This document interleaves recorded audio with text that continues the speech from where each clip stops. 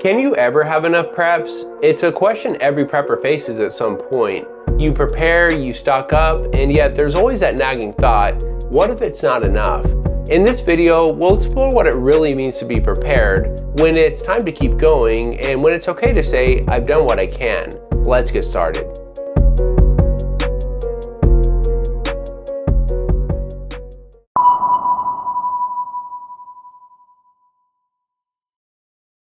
First things first, something is better than nothing. Even if you only have a few cans of food and a couple jugs of water, that already puts you ahead of most people. Studies have shown that many households only keep a few days worth of food on hand, relying heavily on our modern supply chains that can break down at any moment.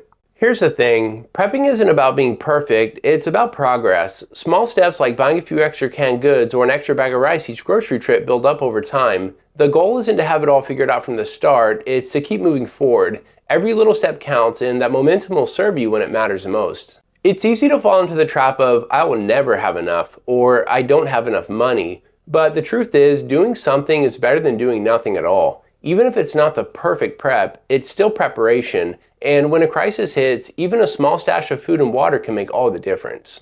It's not about perfection, it's about momentum. Every small step you take builds toward a more secure future, and when challenges arise, even the simplest preparations will feel like a lifeline. The key is to start, no matter how small, and let those efforts grow naturally over time.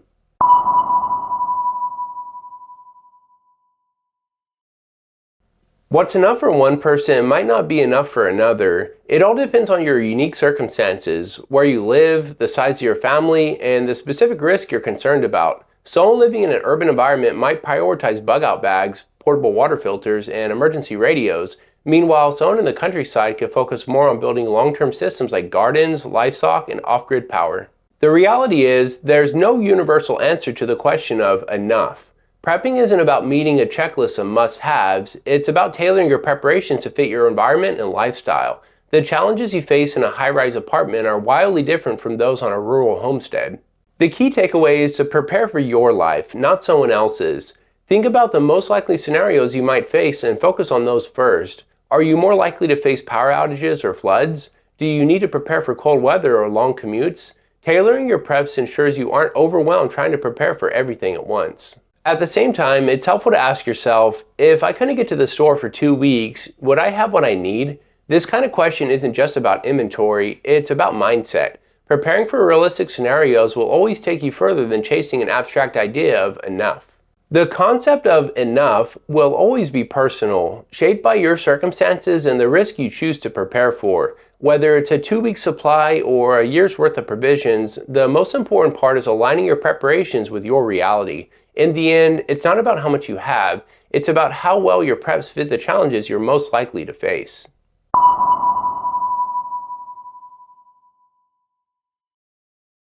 While it's important to be prepared, there's a real danger in going too far. When prepping becomes obsessive, it can lead to burnout, wasted resources, and even strains on relationships. Food expires, supplies pile up, and eventually the clutter becomes overwhelming. The reality is, prepping should enhance your life, not consume it.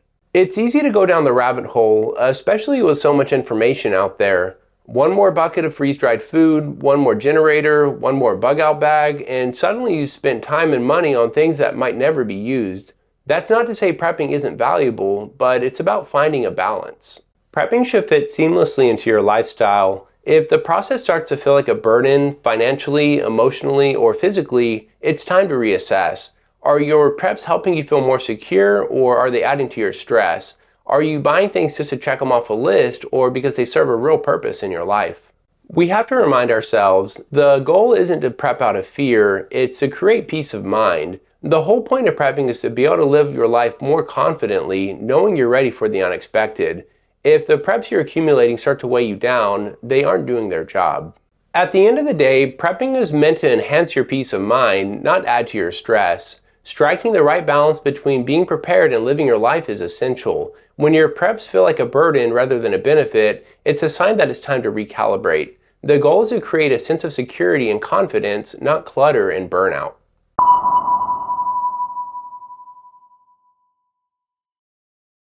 Quality over quantity is key. It's better to own fewer well-made tools and supplies that you can rely on rather than a stockpile of cheap gear that will let you down when it matters most.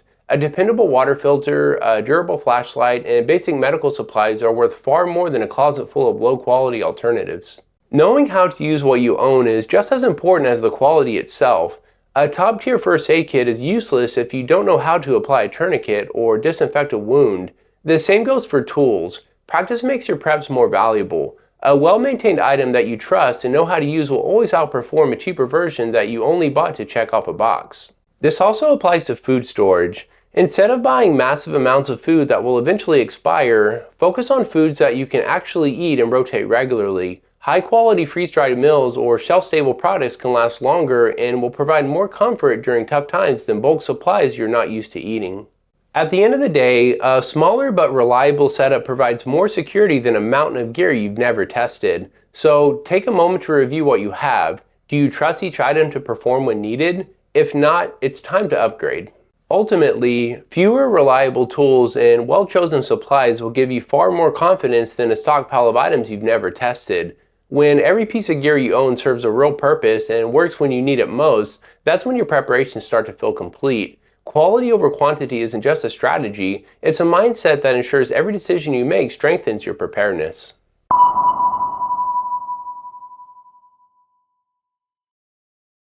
Prepping is deeply personal, and everyone has a different level of risk tolerance. Some people feel secure with a 3-month supply of food and water, while others won't sleep easy unless they have several years' worth of provisions. It's important to recognize where your comfort zone lies. What feels enough for you might look different than someone else's definition. Balancing preparedness with your everyday life is crucial. Prepping should never become a source of constant anxiety. If it starts to feel like a burden, whether financially, emotionally, or socially, it's worth taking a step back to reassess. Remember, prepping is about improving your quality of life, not making it more stressful. It's also worth considering that no one can prepare for every possible scenario. Trying to be ready for everything can lead to burnout, leaving you exhausted and wanting to quit. Peace of mind is the ultimate goal, not a basement full of supplies. A good prepper knows when it's time to take it easy, breathe, and live in the present, knowing they've done what they can. The goal isn't to prepare for every possible outcome, but to find a level of preparedness that fits comfortably within your life. Knowing when to stop, breathe, and appreciate your efforts is essential. At the end of the day, prepping should support your well-being, not become a burden. True peace of mind comes from recognizing that you've done what you can and trusting yourself to handle whatever comes next.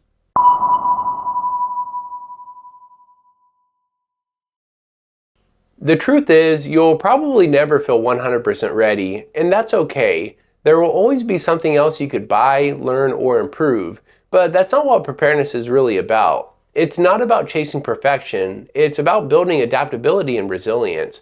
The goal is to have the confidence to face the unexpected, knowing you've done what you can with what resources you have. Prepping is a journey, not a finish line. As you learn and practice new skills, your sense of preparedness will evolve. Maybe you started by stockpiling food, but along the way you learned how to garden or filter water. Each step builds on the last, giving you the confidence to handle new challenges. The key is to find peace with where you are right now. Prepping should be empowering, not anxiety-inducing. You don't need to have everything figured out today. What matters most is making progress and staying adaptable. When you can shift your focus from, do I have enough, to, am I ready to adapt, that's when you'll know you're truly prepared. The real power of preparedness comes from knowing you've done your best with the resources you have. It's not about having every possible item or skill, it's about trusting yourself to adapt when the unexpected happens. Progress and adaptability are the cornerstones of peace in the prepping journey. When you let go of the idea of being done and embrace the process, that's when you'll feel the most prepared.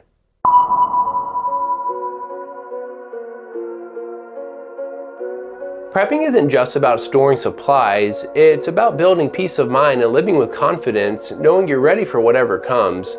So, can you ever really have enough preps, or is the journey itself what keeps us prepared and growing? Let me know what your definition of enough is in the comments below. If you found this video helpful, give it a thumbs up and share it with others who could benefit. Join the Texan Prepper community by hitting that subscribe button. Keep an eye out every week for another video on emergency preparedness. Stay safe, keep prepping, and I'll see you in the next one.